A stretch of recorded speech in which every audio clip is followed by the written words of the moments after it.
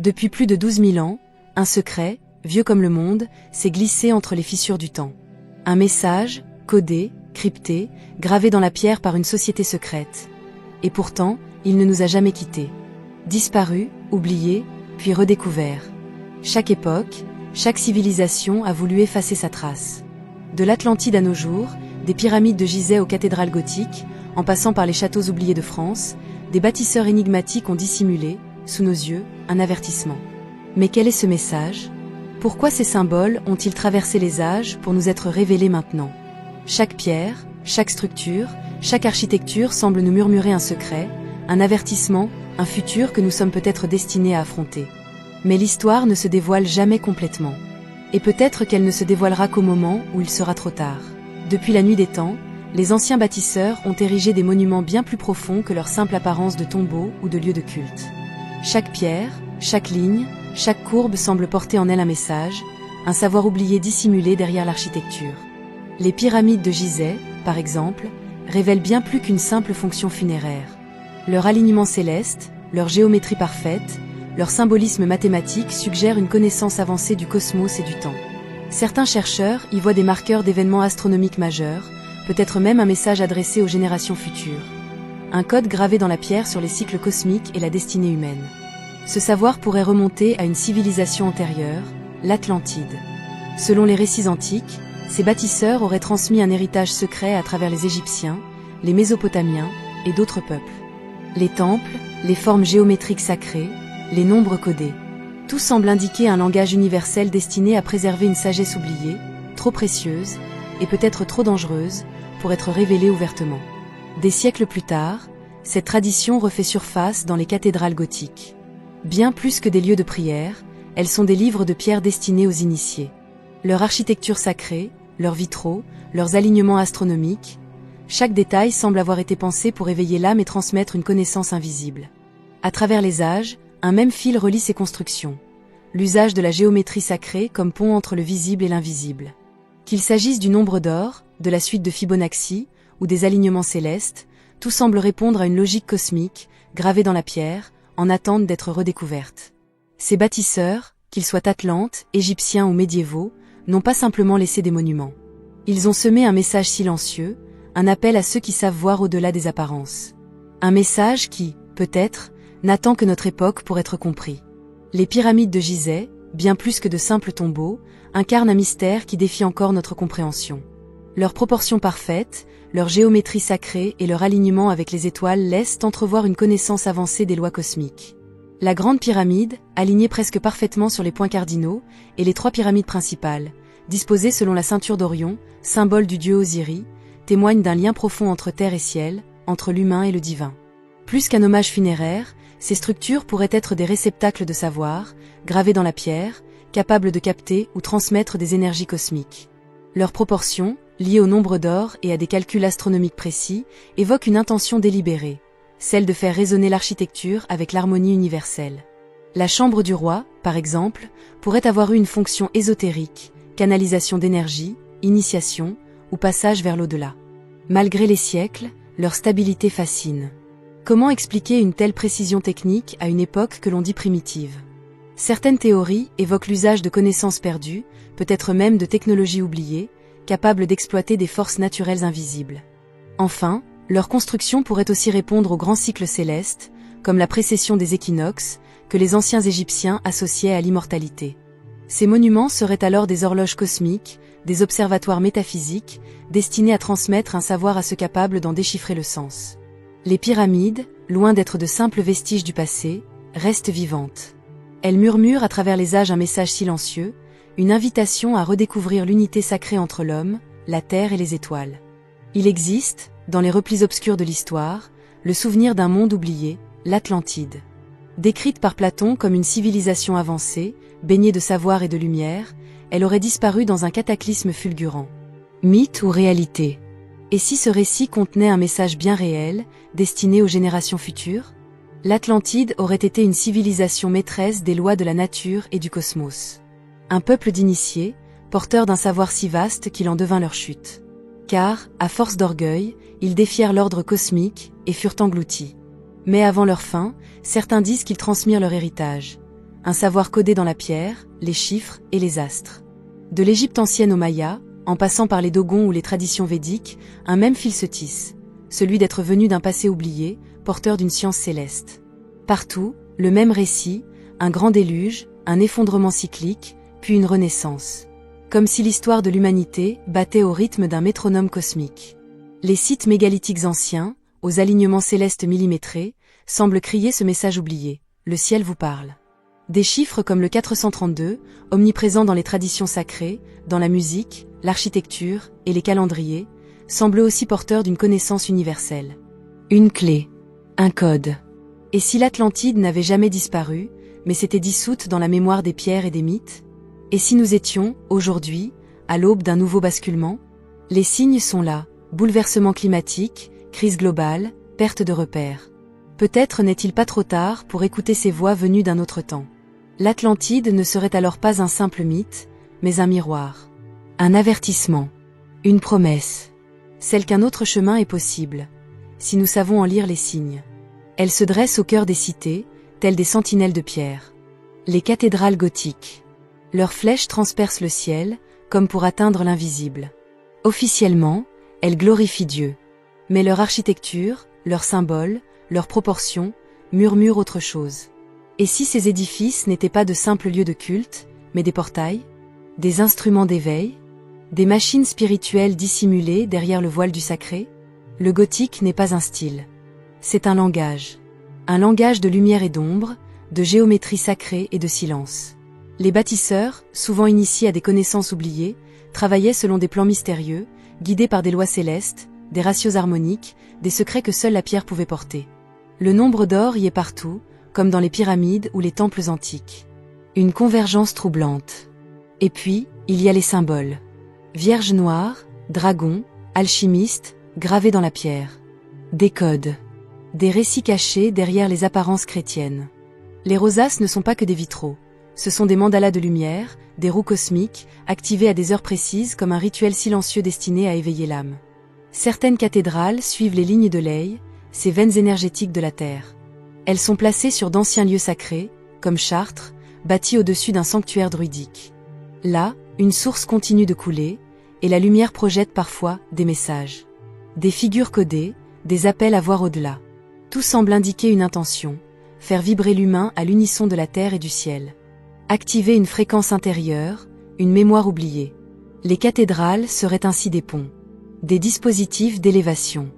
Des révélateurs d'un autre regard sur le réel. Et si ces édifices avaient été conçus pour guider, pour transmettre un savoir ancien, dissimulé derrière la foi, attendant que l'humanité soit prête à l'entendre? Comme les pyramides, elles nous parlent. Mais il faut savoir écouter. Voir autrement. Les cathédrales gothiques ne sont pas figées dans le passé. Elles vibrent. Elles murmurent. Et peut-être, un jour, elles révéleront leur message, à ceux qui savent lire le langage de la lumière. Dans les coulisses de l'histoire, hors de la lumière des chroniques officielles, évoluent des groupes silencieux. Invisibles, mais présents. Templiers, Rose-Croix, francs-maçons, des noms chuchotés, entourés de mystères. On les dit gardiens d'un savoir ancien. D'un héritage qui remonterait à des temps oubliés. À l'Atlantide, à l'Égypte, à des civilisations effacées. Ce savoir ne se lit pas dans les livres. Il se transmet à voix basse, à travers des symboles, des rituels, des architectures codées. Il parle de l'âme, de l'univers, des lois cachées qui gouvernent la réalité. Trop puissant pour être livré à tous. Trop dangereux, peut-être. Les Templiers, par exemple. Officiellement, des moines soldats. Mais leur ascension fulgurante, leur présence à Jérusalem, leur chute orchestrée, tout évoque la découverte d'un secret. Un trésor immatériel. Un savoir enfoui sous le temple de Salomon. Leur fin brutale n'aurait été qu'un voile posé sur une vérité trop dérangeante. Puis vinrent les francs-maçons, héritiers des bâtisseurs. Leurs symboles, équerre, compas, œil, sont autant de clés. Chaque degré initiatique les rapproche d'une vérité perdue. Une connaissance universelle que l'on retrouve, en filigrane, dans les pyramides, les cathédrales, les mandalas. À travers les siècles, un fil invisible relie ces groupes. De l'Égypte antique aux loges modernes. De l'alchimie aux sciences de l'esprit. Une chaîne de transmission tissée de silence et de lumière. Préservée à l'écart du bruit du monde. Car ce savoir peut guérir ou détruire. Il agit comme une clé, une fréquence. Il ouvre les portes de l'invisible.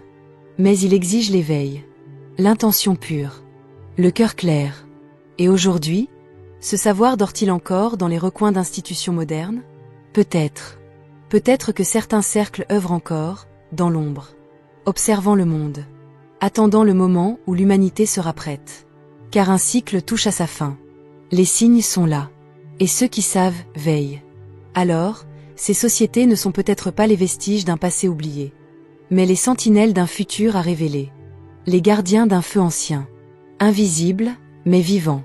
Un feu qu'on ne peut approcher qu'en lisant entre les lignes. En regardant autrement. En écoutant le silence. Dans les pierres millénaires, les temples et pyramides, quelque chose scrute le ciel. Depuis l'aube de l'humanité, l'homme a toujours levé les yeux vers les étoiles, non pas par simple curiosité, mais parce qu'il savait que là-haut résidait une horloge invisible, un langage oublié. Les anciens n'étaient pas seulement observateurs, mais traducteurs des rythmes sacrés du cosmos. Ils ont inscrit ces cycles éternels dans la pierre, liant leurs monuments à la terre, mais aussi au temps. Les alignements astronomiques des sites sacrés à travers le monde ne sont pas le fruit du hasard. À Gizeh, les 3 pyramides majeures sont parfaitement alignées avec la ceinture d'Orion, telle qu'elle apparaissait il y a des millénaires. Pourquoi cette constellation? Elle représentait Osiris, dieu de la Renaissance. Était-ce un message, un rappel que notre destin est inscrit dans les étoiles? Que chaque configuration céleste annonce une fin de cycle et une renaissance?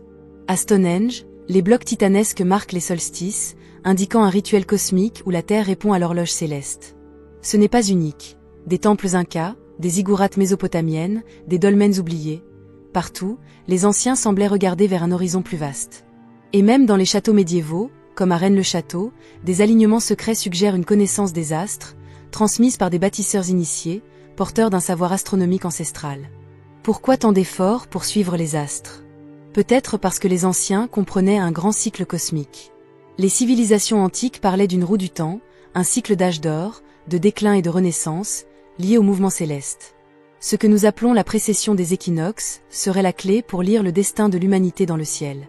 Aujourd'hui, la science moderne redécouvre ces liens. Les effets des alignements célestes, des champs magnétiques cosmiques sur la Terre et la conscience humaine sont étudiés. Ce que les anciens savaient intuitivement refait surface. Ces alignements ne sont pas de simples calendriers, mais des moments d'activation. Des instants où les voiles entre les mondes se lèvent. Et si ces monuments étaient des avertissements, des balises plantées dans la pierre pour nous dire « Préparez-vous, un grand changement est à venir ». Les pyramides, Stonehenge, les cathédrales, tous pourraient être les aiguilles d'une immense horloge cosmique. Et cette horloge semble indiquer que nous approchons d'un seuil, d'un tournant. Car la fin des temps n'est pas la fin du monde. C'est la fin d'un cycle, d'un état de conscience. Et ces monuments, en scrutant les étoiles, nous rappellent que le temps est cyclique. Que tout ce qui a été, revient. À condition de savoir lire les signes. À travers les âges, au cœur des ruines oubliées et des manuscrits disparus, un messager sans voix ni visage avance, invisible, mais porteur d'un message essentiel. Ce n'est ni un homme, ni une entité identifiable. C'est un fil, tissé dans les civilisations, les écoles initiatiques, les temples et les traditions. Un secret, transmis dans le silence, à ceux qui étaient prêts à l'entendre. Depuis l'aube de l'humanité, certains ont su que le véritable savoir, celui qui parle de l'origine de l'homme, de son lien avec le cosmos et sa mission spirituelle, ne pouvait être exposé au grand jour. Trop sacré, trop dangereux. Mal compris, il pourrait être détourné et utilisé pour dominer ou détruire. Les anciens ont donc caché ce trésor. Pas pour le posséder, mais pour le protéger. Ils l'ont dissimulé dans les mythes, les symboles, les nombres, l'architecture et les rites. Chaque civilisation a laissé sa trace. Les Égyptiens dans le livre des morts, les Grecs dans la mythologie, les Védas dans des énigmes, et les cathédrales gothiques dans les vitraux et les proportions sacrées. Ce savoir est partout, mais il échappe aux regards ordinaires. Les gardiens de ce message étaient les initiés, les mages égyptiens, les druides, les alchimistes, les maîtres soufis, chacun a transmis une part du secret, dans sa langue, selon sa culture, mais toujours avec la même intention. Préserver la mémoire d'un savoir oublié, d'un âge d'or, d'un monde peut-être disparu, mais dont l'écho résonne encore dans les pierres et les étoiles. Cette transmission s'est faite dans l'ombre, parfois au péril de la vie. Les écoles de mystère et les sociétés secrètes ont été les véhicules discrets de ce savoir. Loin des dogmes, ils ont maintenu un feu sacré, une flamme fragile, que les siècles n'ont jamais pu éteindre. Pourquoi cacher ce savoir? Parce que tout est une question de temps. Le message n'était pas destiné à tous, ni à n'importe quel moment. L'humanité devait passer par ces cycles d'oubli, de perte, pour redécouvrir l'unité. Et lorsque le temps du grand changement, la fin des temps, arriverait, le message émergerait à nouveau. Aujourd'hui, les découvertes se multiplient. Les symboles refont surface, les liens entre les civilisations se dévoilent. Le message émerge lentement.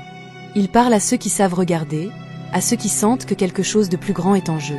Ce savoir n'a jamais disparu. Il a juste attendu que l'humanité soit prête à l'entendre, de nouveau. Car le messager silencieux est toujours là. Dans les lignes d'un manuscrit ancien, l'ombre d'un obélisque, le silence d'une crypte. Dans chaque alignement céleste, chaque pierre posée selon une géométrie sacrée. Il attend, patient, invisible, plus proche que jamais.